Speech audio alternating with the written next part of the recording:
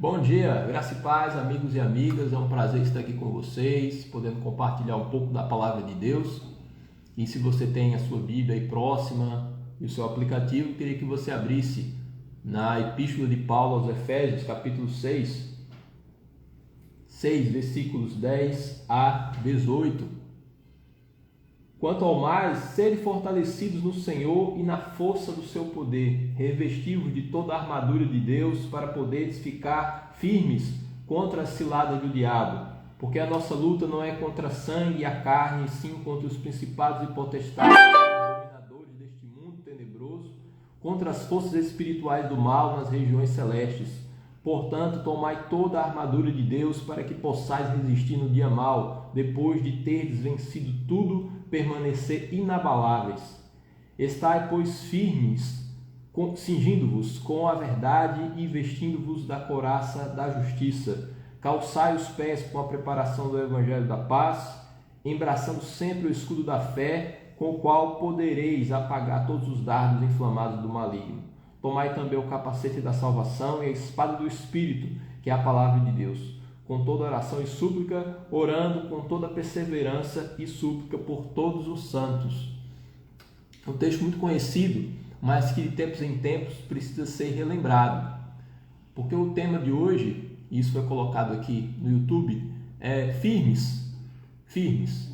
Então, nós sabemos que seguir a Jesus Cristo não é um projeto de final de semana, não é uma temporada. Seguir a Jesus Cristo é um projeto que dura a vida inteira.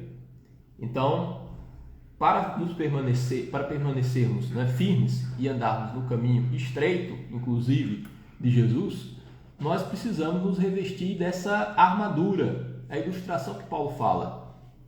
Então, a armadura pressupõe batalha. Então, cotidianamente estamos travando batalhas exatamente pelo fato de sermos cristãos, exatamente porque cultivamos os valores que cultivamos, porque estamos dispostos a tomar decisões que muitas vezes não seriam tomadas por quem não tem o conhecimento do Evangelho de Jesus Cristo. Agora, para isso precisamos estar firmes, e para ficarmos firmes precisamos dessa armadura. E o que Paulo fala é que quando nós tomamos essa armadura, nós somos capazes de vencer o maligno, não é? De resistirmos às ciladas do diabo e permanecermos inabaláveis. Então é exatamente com esses objetivos que nós devemos nos revestir dessa armadura. E aqui nós vamos falar um pouquinho de cada um desses componentes, né? E no que eu e você precisamos aprimorar para nos prevenirmos, né? E ficarmos menos vulneráveis, e aí sim podermos andar firmes, né? E constantes no caminho de Jesus Cristo. Aos que estão chegando agora, meu bom dia. Karina, Deus abençoe.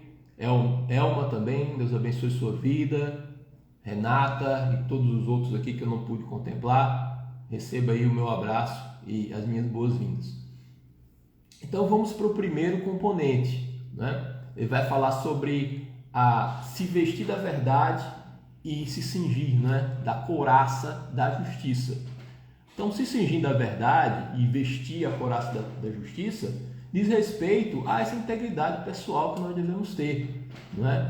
A trilhar o caminho de santidade, né? De correção de caráter. Isso é fundamental, porque veja que quando se fala de vestir-se, né, da verdade e cingir-se da couraça da justiça, nós estamos falando de algo que vai cobrir nossas partes vitais, né, nossos órgãos vitais.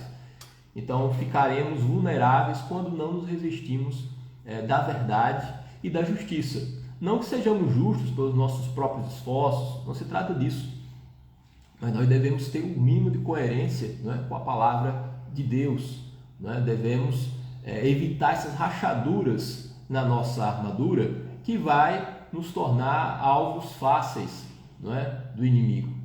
Então, está escrito, e todos aqui já devem ter ouvido, não é, esse versículo, né? Resistir ao diabo e ele fugirá de vós. E também não deis lugar ao diabo. O que isso quer dizer? Isso quer dizer que existe um limite, não é? À atuação do maligno. Então, não dar lugar ao diabo significa que, se não houver um consentimento, ainda que um consentimento tácito da nossa parte, não é? Um convite indireto para que ele venha agir, ele não vai fazer, porque os limites do diabo são conhecidos e muito bem conhecidos por ele e pelo inferno. Mas o nosso pecado, não é? A nossa desobediência pode criar, como eu falei, rachaduras nessa armadura, e aí os nossos órgãos espirituais, estou falando metaforicamente, vão ficar à exposição, não é? E aí seremos atingidos. E isso é uma causa de ruína para muitas pessoas, porque embora elas possam até crer e falar do Senhor, né, e dar o título de Jesus a Jesus de Senhor, Jesus às vezes não assumiu a condição de Senhor da vida dessas pessoas, né? E consequentemente ficamos vulneráveis, ou seja, estamos sem esse revestimento, né, do nosso corpo com a verdade e com a justiça. Então, andar com Jesus Cristo e ser cristão não consiste apenas no conhecimento de doutrinas, não consiste apenas em ter ciência do que Jesus Cristo fez há 2000 anos atrás, de ter ciência do seu amor, não é? Mas também de mergulhar nessas verdades, não é? E de nos comprometermos com elas a ponto de a verdade ser algo que nós nos vestimos, a ponto de a justiça, não é? A santidade ser algo que nos cobre.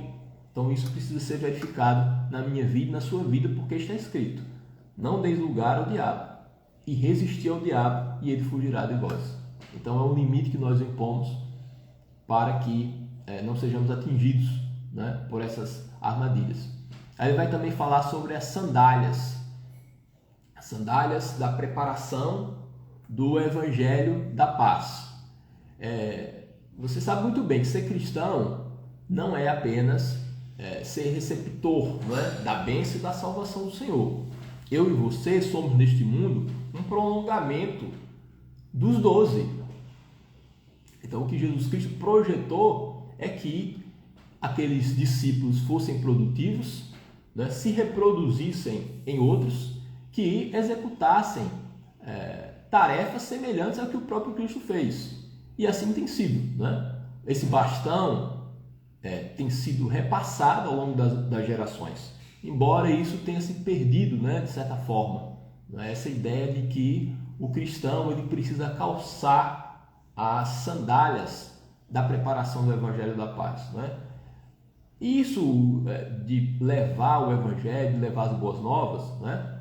Também devemos ter ciência de que não é apenas sair por aí distribuindo folheto, que se puder fazer muito bom, né? Nem também aquelas missões transculturais, quando alguém sai da sua terra natal e vai ter um choque cultural, né? Indo para outro lugar, com outra língua, para pregar o Evangelho, para lugares muito longe, né? Muito longínquos. O que mais nos desafia, né, é essa missão que não precisa dar muitos passos para que o Evangelho chegue, porque às vezes é o nosso vizinho, é o nosso colega de trabalho, e muitas vezes alguém na nossa própria casa, né? Então, calçar os pés com a preparação do Evangelho da Paz, né, fala sobre o movimento da igreja. A igreja precisa se movimentar e estar em marcha, porque não é apenas levar, não é, as pessoas a Jesus, né? Levar Jesus às pessoas, porque o Cristo está em nós, né? Ele habita em nós por meio do Espírito Santo. Agora, o que acontece não raramente é que as pessoas até admiram o Cristo que nós falamos, né? Mas não veem esse Cristo em nós, o que por si só já é uma tragédia, né? Então, o Cristo de vocês é maravilhoso, mas vocês que falam sobre ele são intragáveis. Isso é uma completa derrota para a igreja, porque nós devemos, na verdade, calçar os pés com a preparação do Evangelho da Paz, mas nossa vida, de certa forma, precisa ser uma espécie de mostruário do que Deus pode fazer, né? Para que a nossa mensagem seja minimamente digna, né, de confiança. Então, precisamos também levar o Evangelho para as pessoas e também levar o evangelho por meio de atitudes que mostram para as pessoas, olha, parece que é um caminho interessante e bom, porque eu vejo a mudança na sua vida, eu constato certos frutos em você e certas atitudes que são incomuns e são positivamente incomuns. Eu acho que eu quero isso para mim também. Eu acho que eu vou talvez fazer uma visita à sua igreja ou ouvir você mais, né? Então essa preparação, essa sandália com a preparação do Evangelho da Paz, né, fala dessa igreja em movimento, mas que mostra também os seus frutos e por isso pode ampliar a família de Deus. Aliás, é importante não perdermos de vista que o Senhor ele deseja aumentar e muito essa família.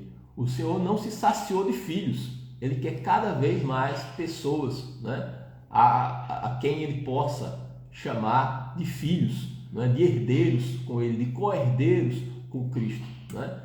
E uma coisa também que a gente precisa ter bem firme, né, no nosso pensamento é que evangelizar, levar a palavra, formar discípulos não é um programa denominacional. Então não é uma visão particular da comunidade da graça ou qualquer outra. Então foi o que Jesus Cristo nos ensinou e precisa ser um gesto de amor. Então nós não fazemos isso porque achamos que se a nossa igreja inchar, porque de centenas, né, vamos passar para milhares, aí vamos ficar mais interessantes como organização. A ideia não é essa, a ideia é saber que o maior bem que eu posso trazer para alguém é a pessoa ter comunhão com Jesus Cristo, né? E consequentemente ter a sua vida transformada, o seu casamento transformado, né? A inserção de novos valores na sua mente, no seu coração. Então é isso que o Evangelho produz, mudança na vida das pessoas. E porque tem sido tão bom para mim, vale a pena também levar para as pessoas. Então essa é a lógica, né, de calçar as sandálias da preparação do Evangelho da Paz. Aí depois ele vai falar sobre embraçar o escudo da fé. O escudo da fé. Porque se é um escudo, nós estamos falando de instrumento de defesa. A fé é a nossa maior defesa contra os blefes do maligno. Porque quando a nossa fé ela vacila, também corremos o risco de morrermos afogados. Não é como aconteceu com Pedro. Então, quando as ondas elas começam a ficar mais encapeladas, né, e bravias, nós corremos o risco, né, de morrermos afogados.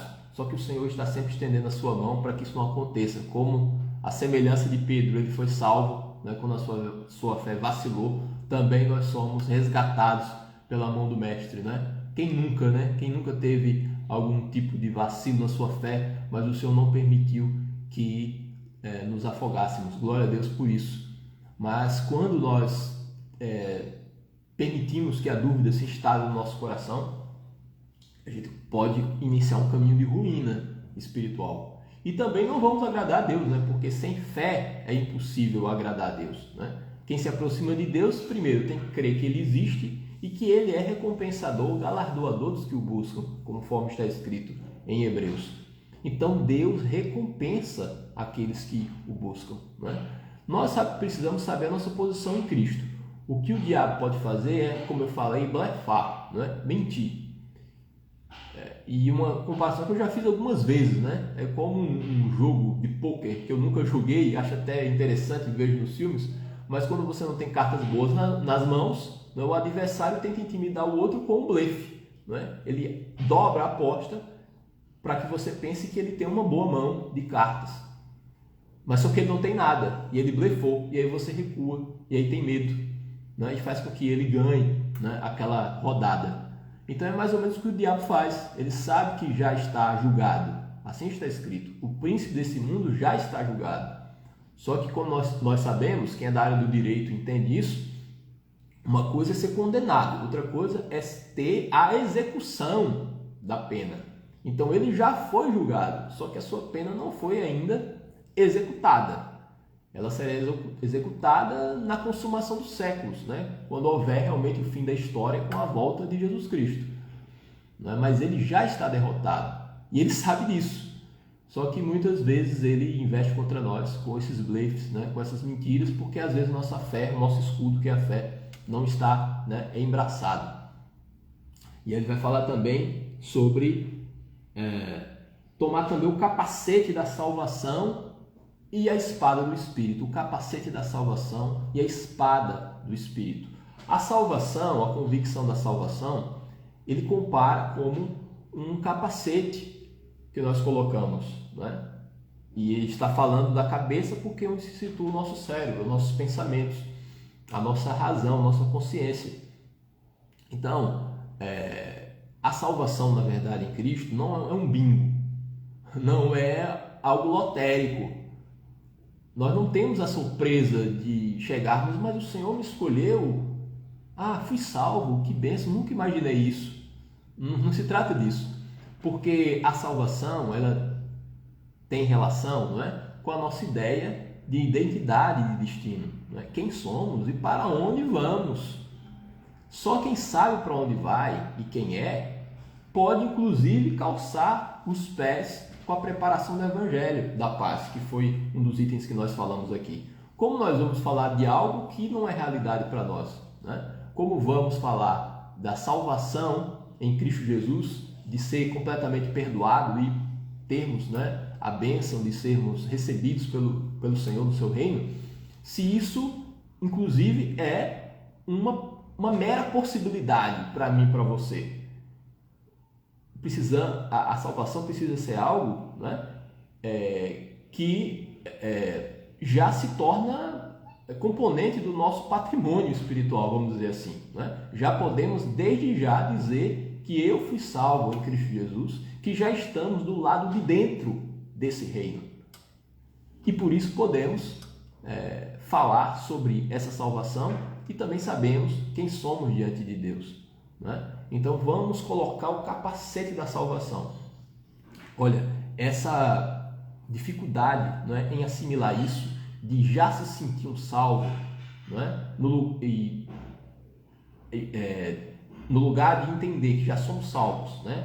Achar que a salvação é apenas uma possibilidade, vivermos num ambiente, né, psicológico de incerteza sobre isso, traz muito dano, né? Traz muita angústia para o coração, né? Por muito tempo, e ainda hoje isso pode ser verificado, né? A religião, ela se vale dessa incerteza humana sobre a salvação. Porque veja, se eu não sei o que vai acontecer, né, alguns podem se valer do seu poder, né, da religião para dizer, olha, eu sei o caminho, mas não é tão fácil assim não, tá? Você vai seguir as minhas instruções e se você seguir toda essa cartilha, quem sabe eu vou dizer ao longo do caminho que você vai ser salvo. Ou seja, isso confere um baita de um poder ao líder, né? E a religião por muito tempo foi assim. A salvação ela não poderia ser uma certeza para agora. Pelo contrário, a incerteza ela é que vai conferir poder a quem é o líder, né? Mas quando o povo já é livre agora, então isso já traz, né, até um certo desemprego, né, para os que eram manipuladores da fé alheia. Então você pode se considerar livre, você pode se considerar como alguém que já faz parte do reino de Deus e a salvação não é um bem futuro, mas um bem presente. Isso é uma coisa maravilhosa, mas precisa estar na nossa cabeça feito um capacete. É uma armadura que o Senhor nos confere para que você saiba e eu saiba que nós somos salvos, que sabemos quem somos e para onde vamos. E ele também vai falar sobre a espada do Espírito. A espada do Espírito, e ele já explica que é a palavra de Deus. Que é a palavra de Deus. Quando bem manejada a palavra de Deus, ela acaba sendo inclusive um instrumento de contra-ataque. Não é? Você deve se lembrar daquela passagem de Jesus Cristo na tentação do deserto. Ele contra-atacava as mentiras do diabo usando a palavra de Deus. Quando o diabo sugeriu: transforma essas pedras em pães, você está com fome. E aí Jesus falou: nem só de pão viverá o homem, mas de toda a palavra que vem da palavra de Deus, que vem da boca de Deus. Quando ele falou, então sobe no pináculo do templo e se atire, porque está escrito: Deus dará ordem aos anjos e ele não permitirá que você tropece em alguma pedra. Você será protegido, assim está escrito nos Salmos. Mas aí Jesus fala: não tentarás ao Senhor teu Deus. Então, a palavra de Deus, ela serve de instrumento de contra-ataque quando ele é tentado. Isso também acontece com a nossa vida, né? Quando vemos, às vezes, os nossos filhos trilharem, né, um caminho que não é o melhor, isso pode surgir no coração. Será que os meus filhos vão se perder? Mas aí nós lembramos daquela passagem de Isaías, que diz que os nossos filhos, né, não foram feitos para perdição, ou em outras versões, não foram feitos para calamidade. Então nós nos apropriamos disso. Crê no Senhor Jesus e será salvo tu e a tua casa. Então, quando eu sou salvo, eu creio que essa bênção também vai se estender a toda a minha família. Então eu vou contra-atacar a investida do diabo com a palavra de Deus, né? No momento de dificuldade financeira, o pão não vai me faltar, o necessário para a vida não vai me faltar, porque está escrito: eu vou contra-atacar com a palavra, que é a espada do Espírito, que é a palavra de Deus, né? No Salmo que diz: fui moço e agora sou velho, mas jamais vi um justo desamparado, nem a sua descendência a mendigar o pão. Então eu me aproprio da promessa e uso a palavra de Deus como uma espada, como um instrumento de contra-ataque a uma mentira do diabo, que de alguma forma chega ao meu pensamento e que é assimilada, não é, por mim. Então, assim nós vamos construindo a nossa vida cristã e vamos permanecer firmes quando também utilizamos a palavra do Espírito, a espada do Espírito. Agora, evidentemente, para que possamos manejar bem essa espada, precisamos conhecer a palavra. Precisamos nos dedicar mais um pouco à leitura da Bíblia Sagrada, né, para conhecer o que o Senhor diz a nosso respeito e quais são as promessas, né, que podem ser apropriadas, né, por mim e por você. E depois ele vai falar que é um dos componentes, né, essenciais, a oração e a súplica. A oração e a súplica. Só sobre oração e súplica já poderíamos fazer várias lives, né? Mas a oração é um instrumento de contato com o nosso Deus, né, de comunhão com Ele, onde nós apresentamos as nossas necessidades, mas também nos cobrimos em oração, né, uns aos outros. Então eu oro por mim e oro também pelo meu irmão. Então nós criamos aí uma rede de proteção e de apoio espiritual por meio da oração. Tem uma frase que diz que a oração ela poupa tempo. Quantas vezes nós batemos com a cabeça na parede, né, e escorregamos e perdemos tempo porque só decidimos nos empenhar em oração no segundo momento, no terceiro momento, quando a nossa causa já apresentada, né, desde já diante do Senhor, já poderia encurtar o nosso caminho, nos dar solução, né? Quantas vezes nós insistimos no mesmo caminho teimosamente, quando um período de oração e de jejum, né, nos daria uma outra orientação. O Senhor falaria: mude o canal, nos mostraria por outros meios: olha, não é por aqui, você está perdendo tempo, não é a minha vontade para a sua vida. E muitas vezes a oração ela é utilizada, subutilizada, e quando é utilizada é apenas para que o Senhor possa validar os nossos desejos, né, e carimbar os nossos caprichos. E isso é muito ruim, porque é limitar Deus, né, a um realizador de desejos humanos, quando o que nós queremos é um Deus soberano sobre a nossa vida, né, a quem seguimos. Né? Quem segue quem? Na verdade, eu que sigo a Jesus Cristo, não é Ele que me segue. Então precisamos ter essa convicção.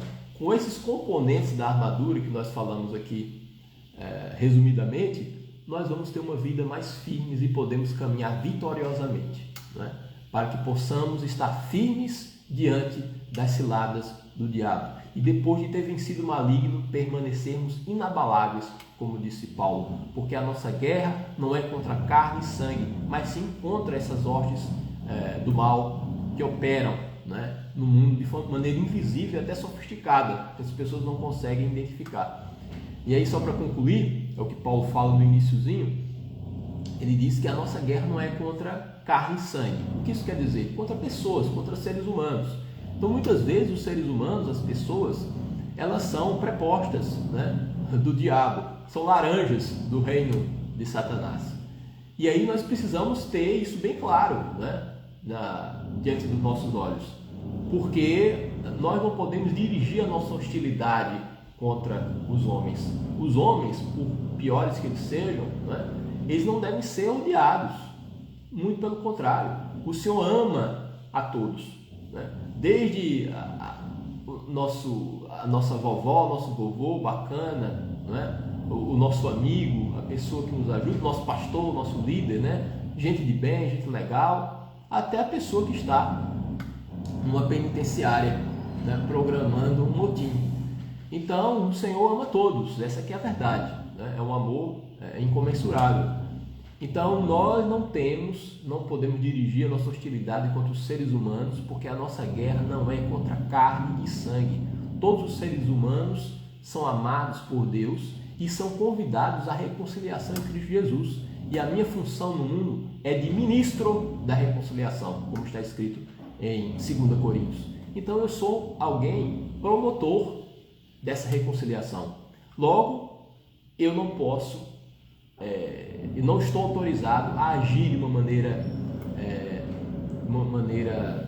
hostil mesmo e agressiva, né, às pessoas, porque eu preciso identificar quais são as causas espirituais mais remotas, né, mais escondidas, que estão por trás da moita.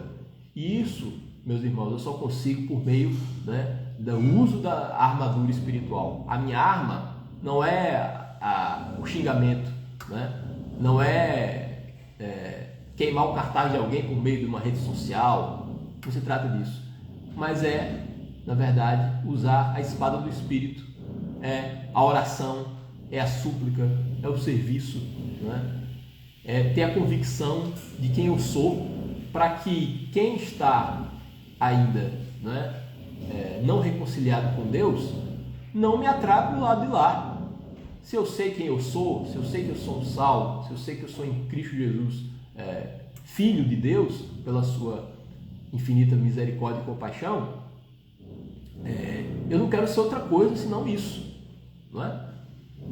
Então, né, das pessoas, se nós cairmos nessa rede, né, de Satanás,